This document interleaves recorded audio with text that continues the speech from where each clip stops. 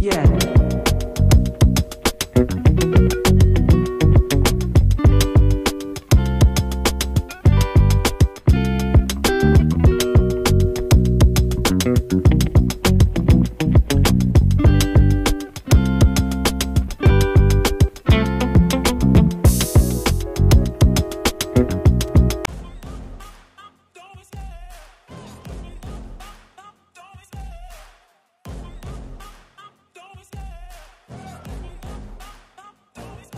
I love the chase and the hunt, and I set the pace when I'm running. I always take what I want and I always give it 100. Don't need a bank, no, I'm funded. Play the game like it's nothing. I'm always thankful for something. Don't take for granted, stay humble. Now wake up, it's time to look at the enemy. Look in the mirror if he is no friend to me. It's not working out, maybe it's the chemistry. It's time to break up so I can make a better me. Better believe in your mind, cause it's everything.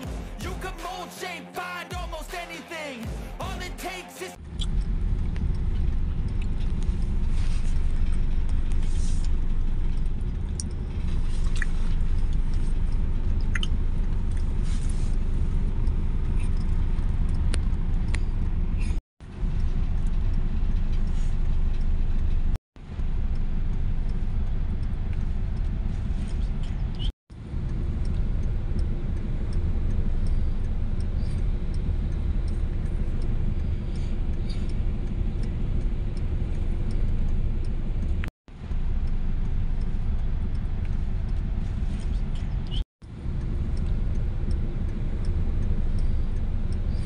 nakapunta dito.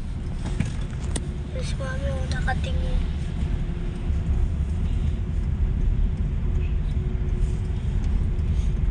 Oh, nalalalta eh.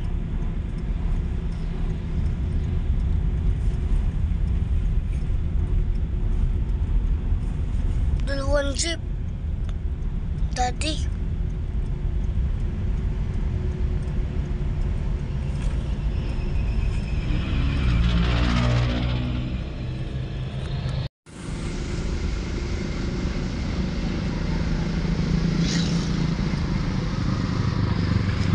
Sundan nyo yung kuya, sundan nyo. Isa kasi yung oras.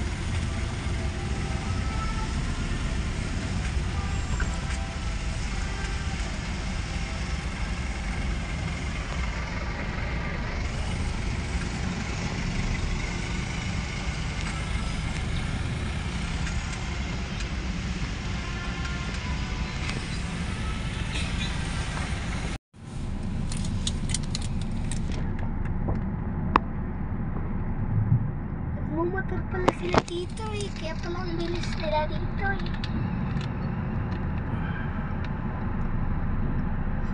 Akala ko bakit may naka-black motor ang bilis. Si Vince yun ang gagawin. Hindi motor dito. Yun si Alam yun. Hindi ah. Si Vince yun. San Juan nga tayo bebe.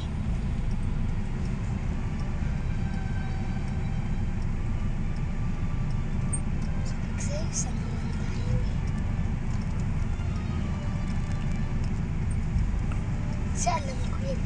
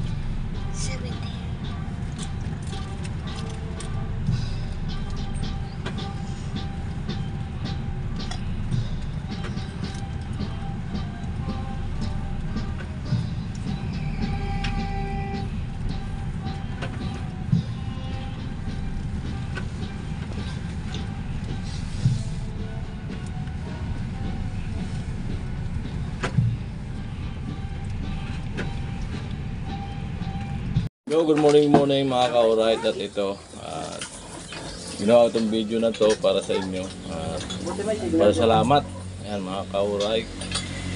Ayan, at kahapon nga po ay naidaos na namin ang libing ni Mrs. Ayan, ito laban lang. Tapon sukuan, patuloy tayo sa ating mga pangarap. Ayan, at unang-una ko pinapasalamatan si Bayaw, Kuya Noli Vlog. Ayan, at ang mga solid na sponsor niya. Ayan, simula sa umpisa pa lang ng pagkakamot ni Mrs. ay andyan po kayo, nakasuporta. Ayan, hanggang sa pangangailangan niya sa pagpagamot, at kung sakaling pagaling niya ay andyan pa rin kayo, nakasuporta. So ayun po talaga, at napakaraming salamat po sa inyong lahat. Napakabuti po ng inyong mga puso. Ayan, at siyempre yun na nga, hindi nakayanan ni Mrs. ang kanyang sakit at siya ay nagpaalam. Kaya lubos po ang pasalamat po sa inyo, at hindi kayo bumitaw sa suporta. Ayan, kay Kuya Noli Vlog, sa mga sponsor niya. Maraming salamat na rin po sa mga viewers, 12 viewers, silent viewers. Ayan, mga kababayan natin dyan sa ibang bansa. Ayan, OFW. Ayan, mga sulit na mga nakasubaybay sa Team Pahuway. Yan, maraming salamat. Yan, at pinapasalamatan ko rin ng buong Team Pahuway na nakasuporta rin po. Yan, maraming salamat po sa inyong lahat. Ayan,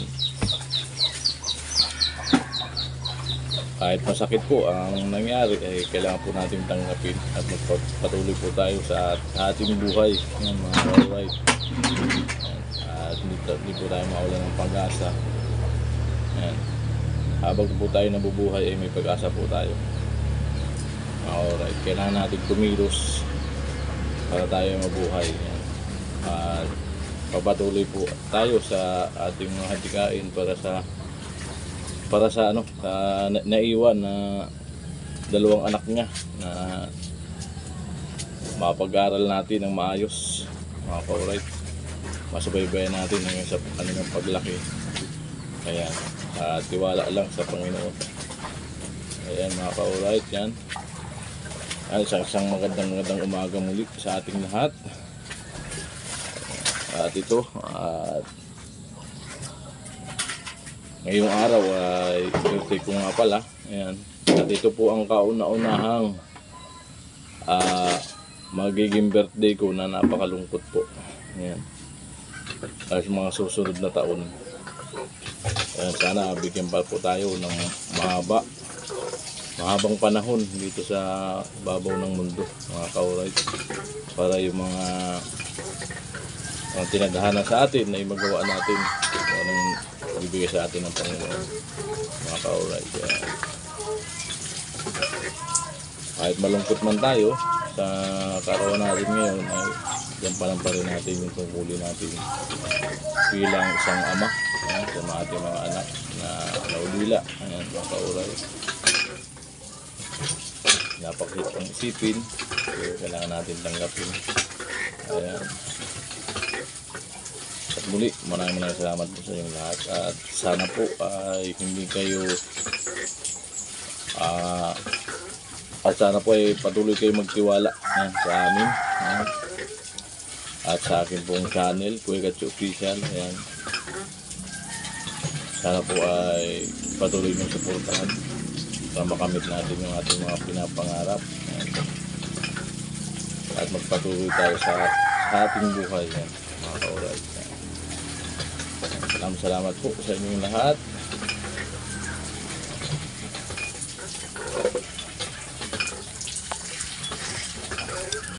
So at papasalamat din po ako sa lahat ng mga tumulong dito sa mula ng umpisa sa pagburol ng aking misis.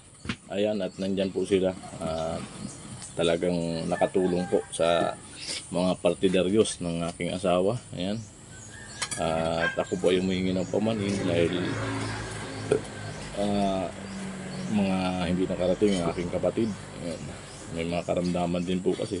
May nakarating man na isa, yung yung malapit na ilibing, yung aking bunso. Yan, maraming salamat po sa lahat. Ayan, at kahit pa paano, naidawas po namin ang yan sa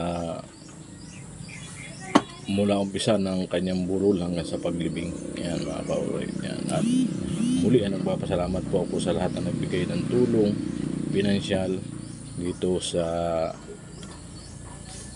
pagkamatay ng aking asawa. Ayan mga kauray. Yan. Maraming salamat sa mga kaibigan natin na nagpadala ng tulong. Yan. Maliit man yan, yan ay malaking tulong po. Yan mga kauray. Yan. At taos puso po. Taos puso ko po kayong pinapasalamatan. Ayan mga kauray. Ayan. At nga.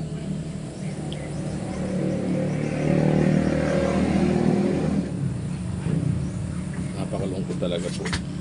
Masakit. Napakasakit po na mawala ng isang kabiyak na kasama mo sa pangarap ay biglang mawala. Napakasakit po na dumating sa point na naiisip ko kung paano mag-umpisa. Hindi na mawala po sa isip ko yan kung paano mag-umpisa muli. Pero para sa akin, laban lang po. Bahala na po si God kung ano yung bibigay sa atin na mga task sa pang-araw-araw na pamalagi natin dito sa ibabaw ng mundo. At yun po ay ating gagawin ng paraan para magawa po natin yung kanyang pinagagawa. At siguro po ay may nakala na talaga ang ating Panginoon kung ano talaga yung mangyayari sa ating buhay. Ayan. Kaya tiwala lang po talaga. Malaki naman po ang tiwala sa ating Panginoon na siya ay nandyan, nakagabay po sa atin. At napatunayan ko na po yan sa aking buhay. Ayan. At ako po ay dati na rin muntik na mamatay. At bigyan tayo ng panibagong buhay. At naniniwala ako, kaya binigyan ako ng panibagong buhay kasi mayroon po siyang kailangang ipagawa sa atin. Hindi pa natin alam kung ano yun. Siguro, kaya ito, binigyan pa ulit tayo ng pagsubok na mas matindi. Kalungkutan, sinusubok tayo yung hanggang saan tayo patatag bago niya ibigay sa atin yung kanyang gustong mangyari. Ayan, yun. Sana po lahat tayo ay magtiwala sa Panginoon. At umpisahan po natin ang magawa ng mabuti sa ating kapwa. Ayan. Habang nabubuhay po tayo, gumawa tayo ng mabuti sa ating kapwa at magpasaya tayo.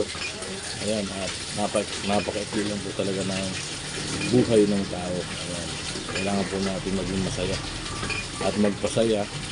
Ayan, at gumawa ng mabuti at kagawa ng mabuti sa kapwa. Ayan, yan po aking masasabi. At maraming salamat po sa inyong lahat mga kauray.